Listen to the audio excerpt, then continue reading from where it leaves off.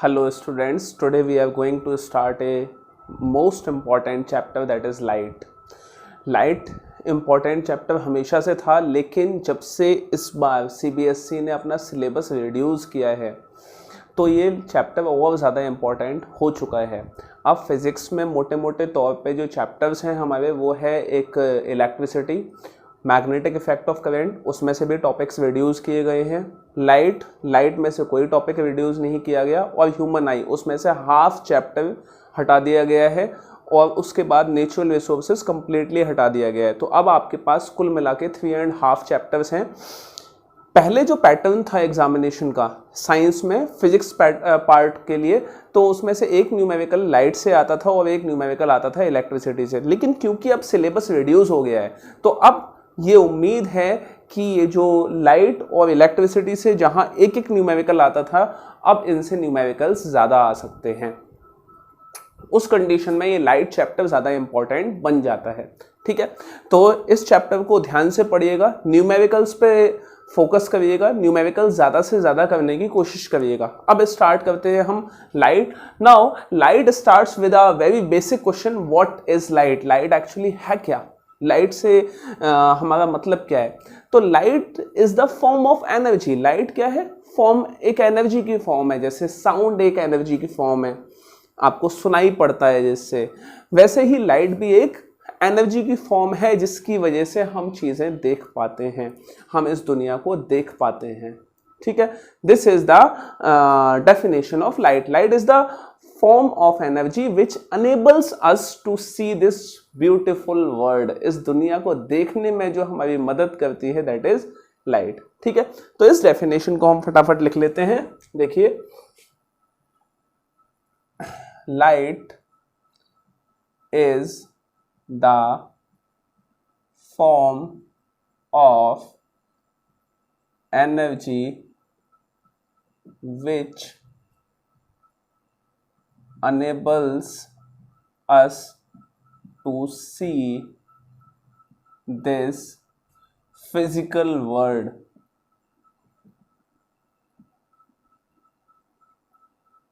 See this physical world. Light हमेशा से ही बहुत इम्पॉर्टेंट सब्जेक्ट रहा है रिसर्च के लिए। जब से इस दुनिया में लोगों ने रिसर्च करना स्टार्ट किया, उसमें सबसे पहली चीज़ थी लाइट, कि लाइट एक्चुअली है क्या।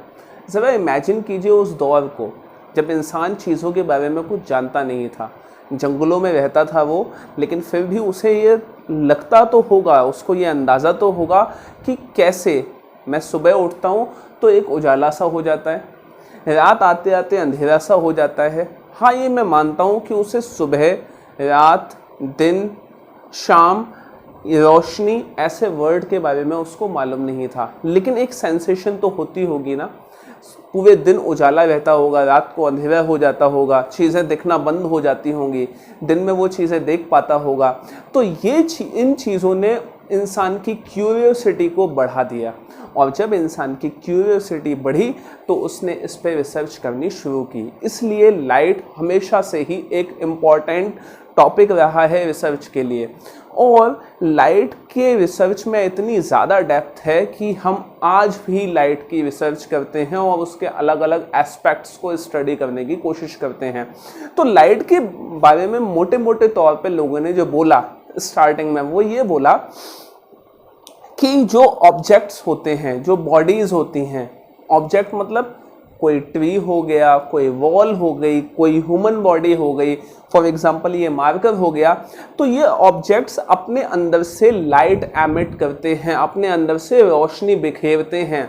तो जब ये अपने अंदर से रोशनी बिखेरते हैं और वो रोशनी जब हमारी आँखों में आती है तो हमें वो चीज़ दिखाई देती है।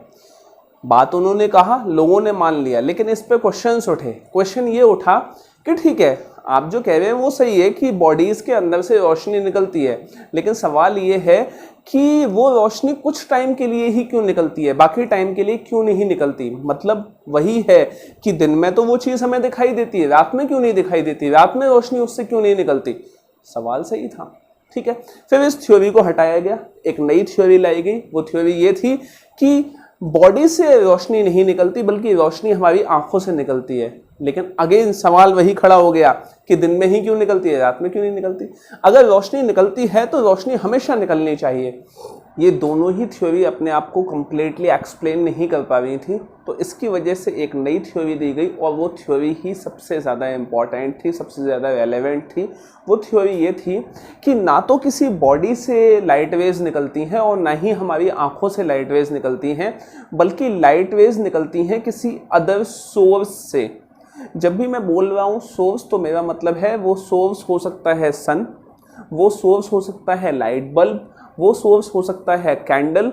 इन सोर्सेस से लाइट वेव्स निकल रही हैं, ठीक है।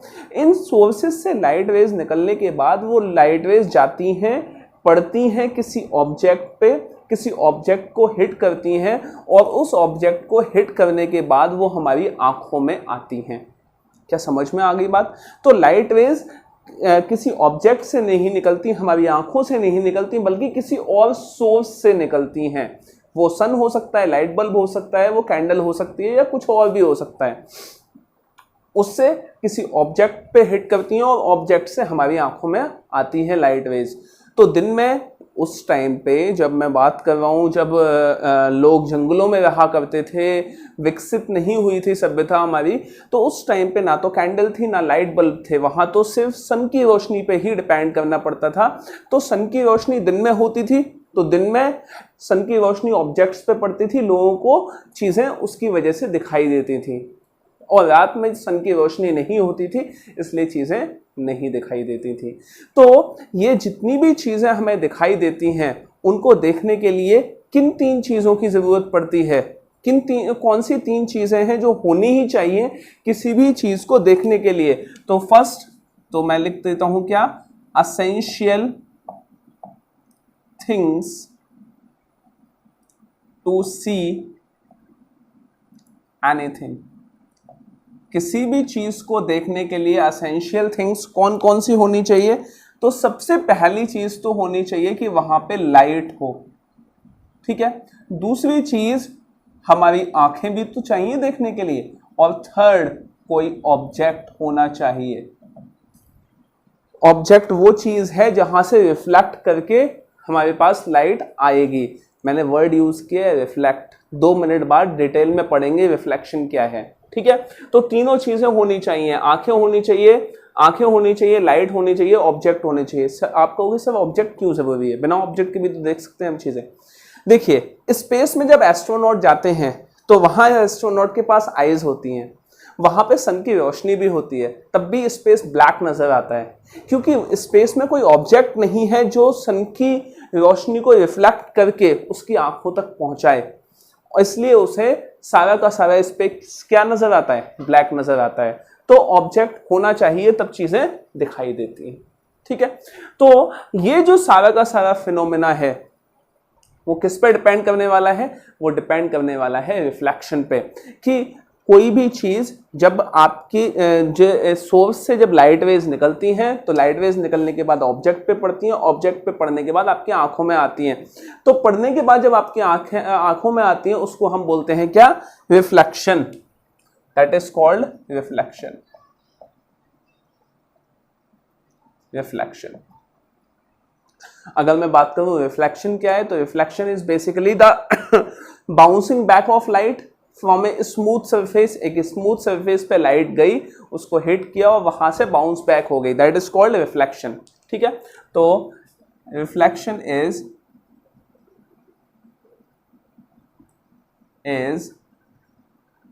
Bouncing back of light after hitting a smooth surface।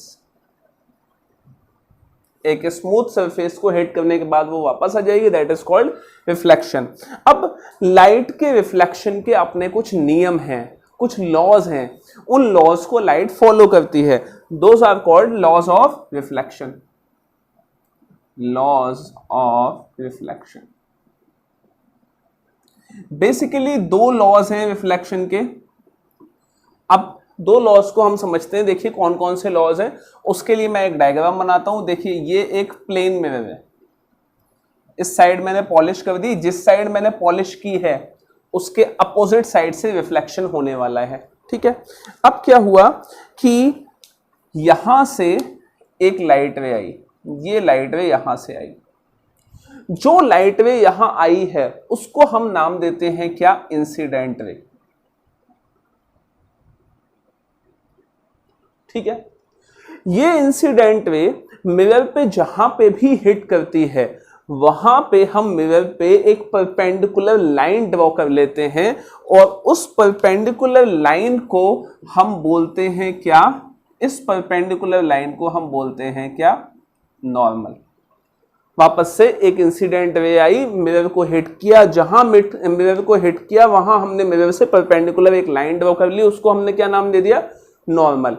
अब इस नॉर्मल और इस इंसिडेंट रे के बीच का जो एंगल होगा वो एंगल कहलाएगा क्या, एंगल ऑफ इंसिडेंस, जिसको हम एंगल आई से रिप्रेजेंट करते हैं। This is angle of incidence. चलिए, अब यहां पे ये लाइट आई, लाइट आने के बाद इस पे हिट करेगी और हिट करने के बाद बाउंस बैक हो जाएगी। तो बाउंस बैक होने के बाद ये लाइट जो है वो वापस से इस डायरेक्शन में चली जाएगी, ये इस डायरेक्शन में चली गई। अब ये इस डायरेक्शन में जो गई है इसको हम बोलते हैं क्या, इसको हम बोलते हैं रिफ्लेक्टेड वे। ठीक है, दिस इज रिफ्लेक्टेड वे। ठीक है, और रिफ्लेक्टेड वे और नॉर्मल के बीच के एंगल को, नॉर्मल के बीच के एंगल को हम बोलते हैं एंगल ऑफ रिफ्लेक्शन। ठीक है, तो ये हो गया एंगल ऑफ इंसिडेंस, ये हो गया एंगल ऑफ रिफ्लेक्शन। और लॉज ऑफ रिफ्लेक्शन ये कहता है कि हमेशा किसी भी लाइट रे का एंगल ऑफ इंसिडेंस इक्वल होगा एंगल ऑफ रिफ्लेक्शन के, ये फर्स्ट लॉ है। ठीक है, तो यहां मैं लिख देता हूं, angle of incidence will be equal to angle of reflection. Angle of reflection के इक्वल होगा। सेकंड चीज क्या है, सेकंड चीज ये है कि इंसिडेंट वे, रिफ्लेक्टेड वे और नॉर्मल ये हमेशा एक ही प्लेन में लाई करेंगे, एक ही प्लेन में ये लाई करेंगे। ठीक है, तो incident way, reflected way and normal will lie in the same plane, एक ही प्लेन में ये लाई करेंगे। ठीक है, तो हमने आज क्या क्या पढ़ा, लाइट पढ़ा, फिर हमने देखा कि किसी भी चीज को देखने के लिए क्या क्या चीजों की जरूरत होती है, नेक्स्ट रिफ्लेक्शन, और उसके बाद लॉज ऑफ रिफ्लेक्शन। अब आगे पढ़ते हैं हम reflection by plane mirror. Plane mirror की वजह से रिफ्लेक्शन कैसा होता है। तो देखिए रिफ्लेक्शन बाय प्लेन मिरर, तो देखिए ये हमारे पास कोई प्लेन मिरर है और इस प्लेन मिरर को मैंने इस साइड से पॉलिश कर दिया। ठीक है, जिस साइड से पॉलिश किया है उसके अपोजिट साइड से रिफ्लेक्शन होगा। अब देखिए हमने क्या किया है, यहां पे एक ऑब्जेक्ट रखा हुआ है, that object is a candle. ये कैंडल रखी है, इस कैंडल से लाइट रेज निकलती हैं और मिरर को जाके हिट करती हैं। तो लाइट रेज तो बहुत सारी होंगी, मिलियन ऑफ लाइट रेज इससे निकलेंगी, लेकिन हम क्या करेंगे, हम 2 लाइट रेज ही लेंगे। ठीक है, ज्यादा नहीं लेंगे, 2 लाइट रेज ही लेंगे, क्योंकि इमेज को फॉर्म करने के लिए, इमेज को फॉर्म करने के लिए 2 लाइट रेज की ही जरूरत होती है बस। ठीक है, तो एक लाइट रे ये है, ये गई, और दूसरी लाइट रे कुछ ऐसे गई। अब देखिए दोनों ही लाइट रेज जब जा रही हैं और वहां पे हिट कर रही हैं, तो ये अब ये क्या है, ये एंगल ऑफ ये इंसिडेंट वे है।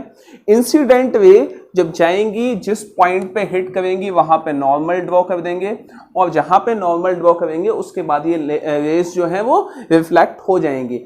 अब ये जो रिफ्लेक्ट होंगी, तो ये लॉज ऑफ रिफ्लेक्शन को फॉलो करेंगी, मतलब जितना एंगल ऑफ इंसिडेंस होगा उतना ही एंगल ऑफ रिफ्लेक्शन होगा। तो देखिए इसका एंगल ऑफ इंसिडेंस कम है तो ये कम एंगल पे ही रिफ्लेक्ट हो जाएगी, ठीक है, और इसका एंगल ऑफ इंसिडेंस ज्यादा है तो ये ज्यादा एंगल पे रिफ्लेक्ट होगी, तो ये लाइट वेव्स ऐसे हो जाएंगी, ठीक है, और ये आगे ऐसे बढ़ती चली जाएंगी। इनको अगर मैं और एक्सटेंड कर दूंगा तो ये लाइट वेव्स कुछ ऐसे चली जाएंगी। अब अगर ध्यान से देखा जाए तो ये लाइट वेव्स कहीं भी आगे जाकर नहीं मिलेंगी, और मैं इस लेक्चर का एक इंपॉर्टेंट पार्ट बताने जा रहा हूं कि इमेज को फॉर्म करने के लिए, एक रियल इमेज फॉर्म होने के लिए, एक रियल इमेज बनने के लिए लाइट वेव्स का मिलना जरूरी है रिफ्लेक्शन के बाद। रिफ्लेक्शन के बाद लाइट वेव्स का मिलना जरूरी है। अब आप कहोगे सर ये बात समझ में नहीं आई कि लाइट वेव्स का मिलना जरूरी क्यों है। देखिए होता क्या है, एक एग्जांपल लेते हैं। फॉर एग्जांपल आप रात के टाइम पे रोड क्रॉस कर रहे हो, ठीक है, आप रोड क्रॉस कर रहे हो, आपने देखा उस साइड से एक कार आ रही है, रात का टाइम है, आपको कार नजर नहीं आ रही, या बाइक आ रही है तो बाइक आपको नजर नहीं आ रही, क्या नजर आ रही है, बाइक से निकलती हुई लाइट वेव्स, ठीक है। अब बाइक की लाइट वेव्स को देखते हुए आप रोड को क्रॉस कर रहे हो, और बाइक से आने वाली लाइट वेव्स के हिसाब से आप ये पता लगा लेते हो कि बाइक कितनी पास आ गई या कितने ज्यादा डिस्टेंस पे वो है, ठीक है। आप देखते हो कि आपकी आंखें अपने आप पता लगा लेती हैं कि वो जो बाइक है वो पास आ गई है। आपको बाइक दिखाई नहीं दे रही है अंधेरे में, क्या दिखाई दे रही है, लाइट वेव्स दिखाई दे रही है। तो कैसे हुआ ये, कैसे कैलकुलेशन की है आपने, आपकी आंखों को कैसे पता चला कि वो बाइक पास आ गई है। देखिए जब वो बाइक बहुत ज्यादा दूर थी तो उससे आने वाली जो लाइट वेव्स हैं उनका एंगल कुछ ऐसे बन रहा होगा। ऐसे का मतलब है आप कहीं भी खड़े हो जाइए और दूर कोई एक पेड़ होगा या ट्री होगा, उसको देखिए तो उसकी जो रूट है, मतलब जहां अर्थ के पास है, उस पे आप ऐसे देखिए, और उसके बाद उसका जो स्टेम का टॉप पार्ट है उसको देखिए, दोनों के बीच अपने हाथों को ऐसे रखिए, मतलब वो ट्री आपके हाथों के बीच में कवर हो जाना चाहिए। अब देखिए एंगल कितना बन रहा है, ठीक है, छोटा एंगल बन रहा है। अब जैसे जैसे आप पास जाते जाएंगे आप देखेंगे वो एंगल बड़ा होता जाएगा, वो एंगल बड़ा होता जाएगा। सिर्फ ट्री के साथ ही नहीं, आप किसी भाई बहन के साथ कर सकते हैं। दूर खड़ा कर दीजिए, देखिए उसके फुट पे ऐसे लगाइए, बहुत दूर से देखिए उसके फुट पे, और हेड पे ऐसे देखिए, मतलब दोनों हाथों की उंगलियों के बीच में वो कंप्लीटली आ जाना चाहिए, और फिर उसके पास जाते जाइए। जैसे जैसे आप पास जाते जाएंगे वो जो एंगल है वो बड़ा होता जाएगा।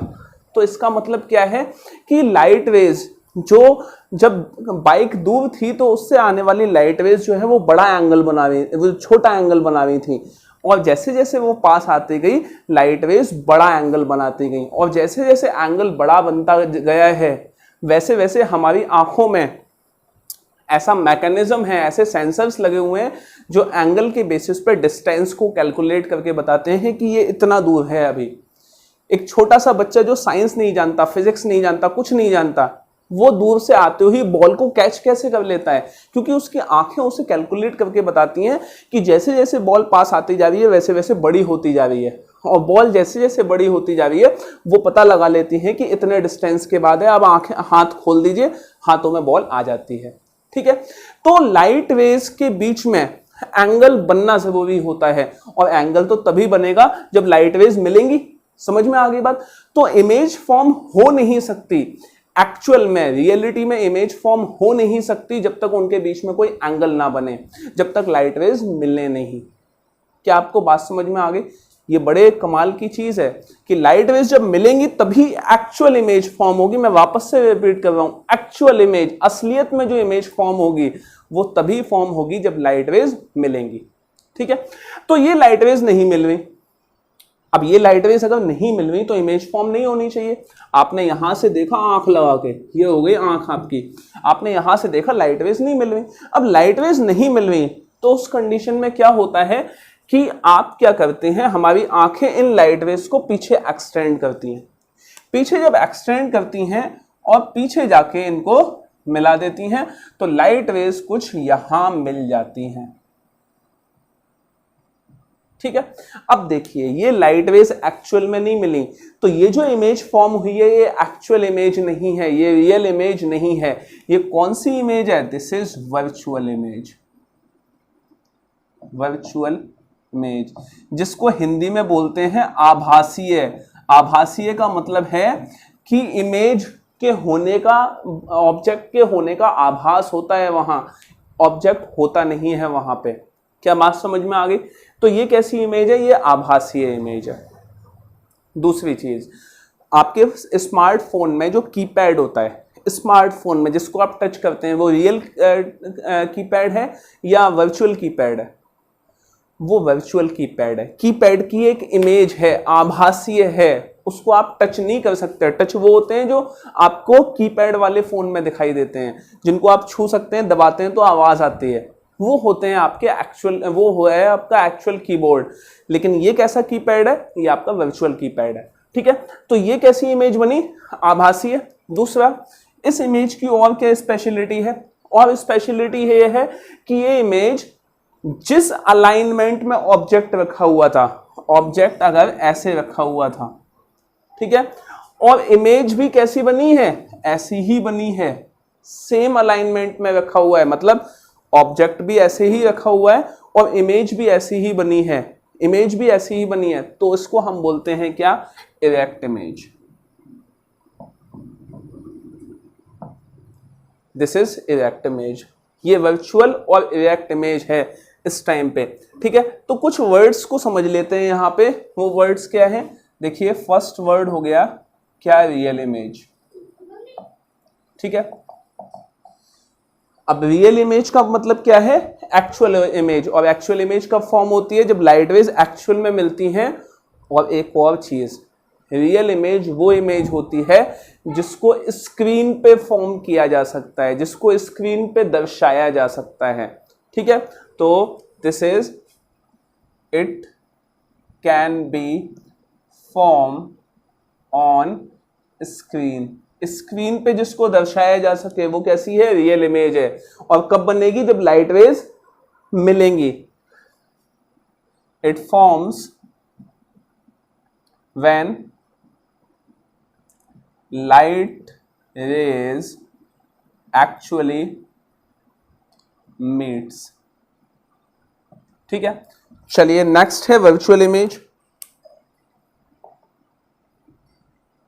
वर्चुअल इमेज, वर्चुअल इमेज जो है वो सिर्फ आभास होता है इमेज के होने का, इमेज नहीं होती, तो इसको इमेज स्क्रीन पे शो नहीं किया जा सकता। It can not form on screen, screen पे शो नहीं किया जा सकता। नेक्स्ट है, वर्चुअल इमेज हो गई। उसके बाद है इरेक्ट। इरेक्ट का मतलब होता है सीधा। सीधा मतलब जिस अलाइनमेंट में ऑब्जेक्ट रखा है उसी अलाइनमेंट में इमेज फॉर्म होगी। Image forms in the same alignment of object. Next है इन्वर्टेड। इन्वर्टेड, इन्वर्टेड का मतलब है उल्टा, मतलब जिस अलाइनमेंट में ऑब्जेक्ट रखा है इमेज उसके अपोजिट अलाइनमेंट में जब फॉर्म होती है, उल्टी दिखाई देती है, तो उसको हम बोलते हैं इन्वर्टेड। हमारी आंखों का लेंस जो है वो इन्वर्टेड इमेज बनाता है। ठीक है, तो image form in opposite alignment as that of object. ठीक है, प्लेन मिरर से इमेज फॉर्मेशन की कुछ और स्पेशलिटी भी है। वो स्पेशलिटी क्या है कि ये इमेज जो है वो सेम साइज की बनती है, सेम साइज की बनती है। मतलब जो मेरी हाइट है प्लेन मिरर में देखूंगा तो सेम हाइट का ही मैं दिखाई दूंगा, बड़ा नहीं दिखाई दे सकता, छोटा नहीं दिखाई दे सकता। ठीक है, सेम डिस्टेंस पे बनती है।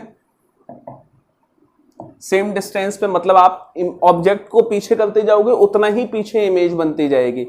आप जितना ज्यादा आगे आते जाओगे मिरर के सामने, इमेज उतनी ही पास आती जाएगी, इसीलिए वो बड़ी नजर आती है। ठीक है।